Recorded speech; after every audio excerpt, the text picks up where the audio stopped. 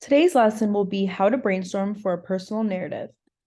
First, a personal narrative is a true story about your life. What does this mean you can write about? You can write about anything that has happened to you. A narrative means a story, while personal means about you. Personal narratives are so important because it allows you to share your story with others. You can teach your classmates and teachers more about what makes you who you are, experiences that have shaped you. It helps you tell your story.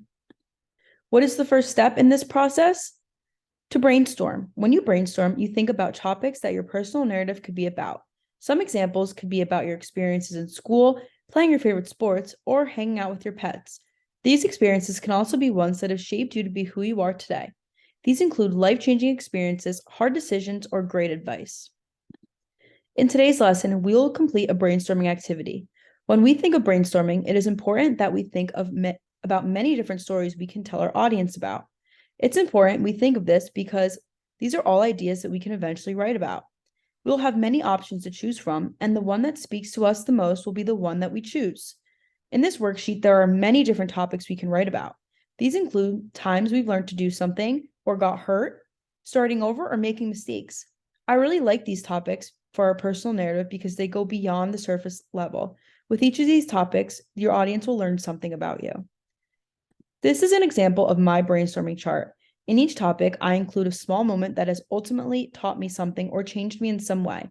Remember, these are the best types of topics, ones that your audience can take away from.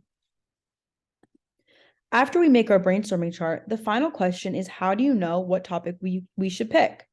I think that to make a deep and compelling personal narrative, you should pick the topic that you think your readers will understand you the most from. Pick something that after the small moment happening, it shaped you to be who you are today.